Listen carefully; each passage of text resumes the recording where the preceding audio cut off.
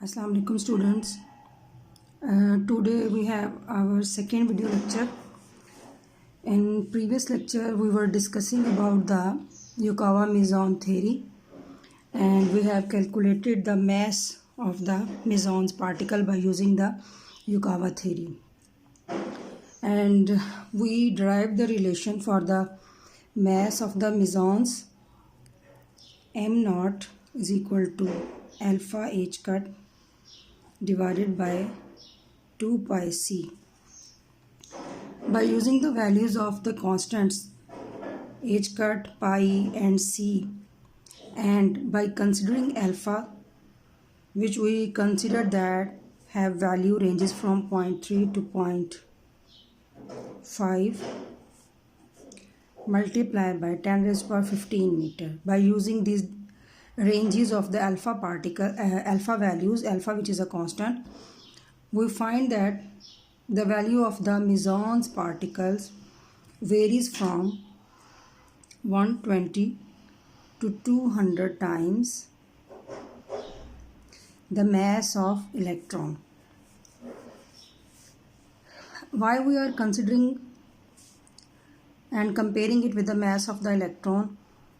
Because Yukawa predicted that the mass of the mesons lies between the mass of the protons and electrons. That was his prediction. That was his earlier prediction. That is why we have considered the mass of the mesons in terms of the mass of the electrons.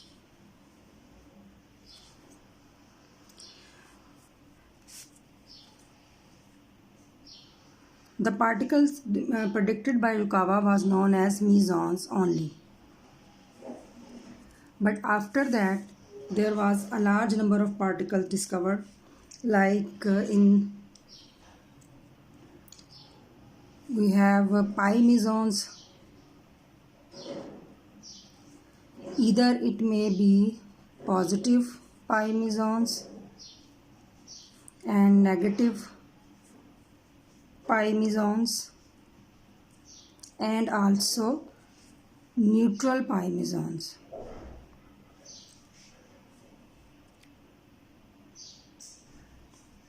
And furthermore, it was discovered some heavier mesons known as K mesons. They are also carrying charge, like K negative mesons, K positive mesons, and K neutral mesons. These are heavier particles. K mesons are heavier as compared to the pi mesons.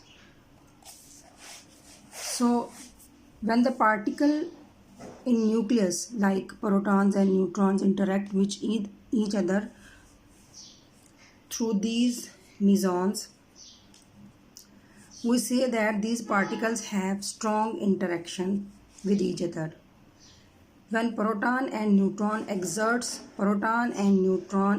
nuclear force on each other, we say that they are exchanging mesons. There are so many options which meson is absorbed or emitted by the particles. For example, in our book we have 4 options. The first reaction, we are observing that neutron is converting to the proton by emitting a negative pion. As we know that neutron have no charge, proton have positive charge. So to make law of conservation of charge possible, the pion which have charge required to obey the law of conservation of charge will be released or absorbed. Similarly, proton may convert to neutron by emitting positive pions, and also neutron can be converted into a neutron by emitting a neutral pion, and similarly a proton may be converted to a proton by emitting a neutral pion. So in conclusion हम ये कह सकते हैं कि हमारे पास तमाम possibilities हैं कि किस तरह से प्रोटॉन जो है वो न्यूट्रॉन में और न्यूट्रॉन जो है वो प्रोटॉन में कन्वर्ट होते हैं। ये जब प्रोटॉन सिंपल अगर मैं इसे कंक्लूड करूँ तो जिस तरह से प्रोटॉन्स और न्यूट्रॉन इनका आपस में इंटरेक्शन होता है, इस इंटरेक्शन में एक प्रोटॉन दूसरे न्यूट्रॉन में कन्वर्ट हो सकता है और एक न्यूट्रॉन प्रोटॉन में कन्वर्ट हो सकता है with the releasing and absorbing of मीजॉन्स।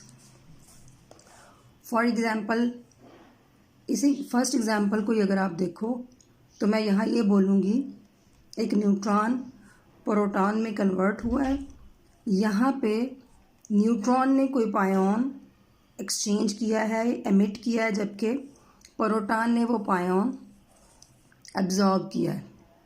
Okay, या आप इसको उलट देखें तो हम ये कहेंगे कि प्रोटॉन ने एक नेगेटिव पायोन एब्जॉर्ब किया है और ये न्यूट्रॉन में कन्वर्ट हो गया।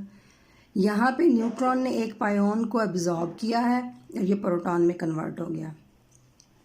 यहाँ पे अगर हम न्यूट्रल पायोन का केस देखें तो यहाँ पे ये आपको पता है न्यूट्रॉन भी न्यूट्रल है और पायोन भी न्यूट्रल है, तो यहाँ पे चार्ज तो एक्सचेंज नहीं हो रहा, बट इनकी इंटरेक्शन की वजह से, इन पार्टिकल की इंटरेक्शन की वजह से ये न्यूट्रॉन ये आपस में स्ट्रांगली बाउंड हो जाते हैं। ठीक है ना, क्योंकि हमने देखा हुआ है कि जो न्यूक्लियर फोर्सेस हैं वो चार्ज डिपेंडेंट नहीं है, ये हमने उसकी प्रॉपर्टीज़ में पढ़ा हुआ है। क्योंकि हमारा जो न्यूक्लियर फोर्सेस का कॉन्सेप्ट है वो यही है कि ये चार्ज इंडिपेंडेंट हैं। तो चार्ज इंडिपेंडेंट होने का जब हम बात करते हैं तो इसका मतलब ये है कि ना सिर्फ इन्होंने प्रोटॉन को बाउंड रखना है, बल्कि इन्होंने प्रोटॉन और न्यूट्रॉन को भी आपस में बाउंड करना है और न्यूट्रॉन को भी आपस में बाउंड करना है। तो ये जो फर्स्ट इंटरेक्शन और जो सेकेंड इंटरेक्शन हमें नज़र आ रही है, इसमें protons are bounded to the neutrons by the exchange of negative और positive pions. But in last two cases आप जो हमें न्यूट्रल पायोन नज़र आ रहा है इस पर कोई चार्ज नहीं है, तो यहाँ पे ये चार्ज एक्सचेंज का काम नहीं कर रहा और ना ही ये एक प्रोटॉन को न्यूट्रॉन या न्यूट्रॉन को प्रोटॉन में कन्वर्ट कर रहा है।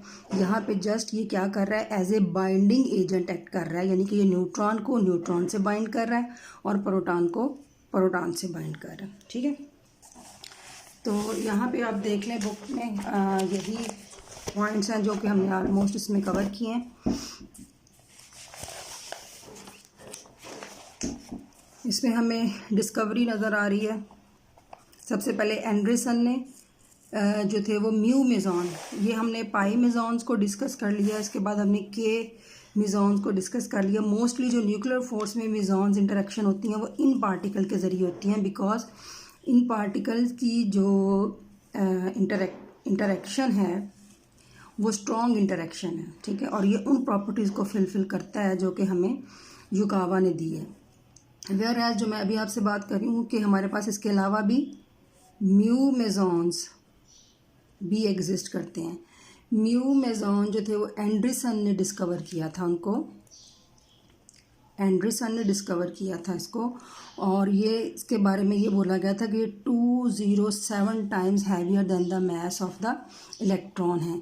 बट इनकी इंटरेक्शन इस कदर स्ट्रॉन्ग नहीं है या इनकी प्रॉपर्टीज़ उस तरह की नहीं, करेक्टरिस्टिक जिस तरह की युकावा ने प्रेडिक्ट की थी, इसलिए ये न्यूक्लियर फोर्सेस इंटरेक्शन में इतना स्ट्रॉन्ग पार्ट नहीं लेते। ठीक है, उसके बाद पॉल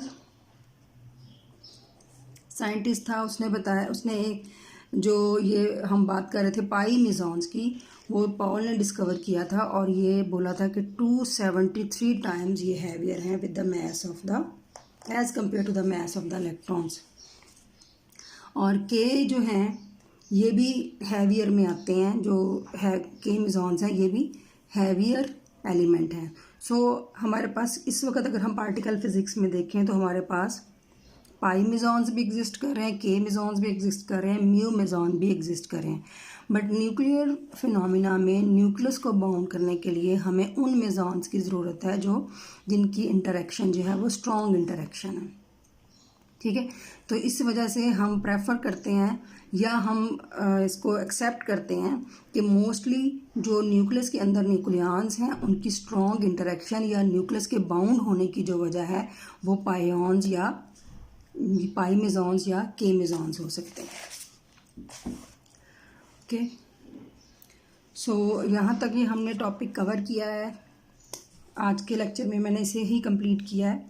नेक्स्ट जो है वो आप क्या करेंगे, इसी जो आर्टिकल के इसके बाद ये चैप्टर जो है वो वाइंड अप हो जाता है और इसकी एक्सरसाइज में अगर आप आएँ तो इसमें हमारे पास कुछ सॉल्व प्रॉब्लम है, तो ये आपने सॉल्व करनी है, इन्हीं टॉपिक से रेलिवेंट है, सॉल्व है, आपने इनको देखना है, अंडरस्टैंड करना है। अगर कोई क्यूरी है तो आपने मुझसे पूछनी है, ठीक है। तो नेक्स्ट टाइम जो है वो हम रेडिएशन का जो चैप्टर है वो स्टार्ट करेंगे, जो कि मैंने आपको असाइनमेंट में भी दिया था, जिसमें प्रॉपर्टीज़ वगैरह शामिल है, ठीक है। और अगर आपको लास्ट लेक्चर से कोई क्वेश्चंस हैं तो वो आप पूछ सकते हैं। अल्लाह हाफ़िज़।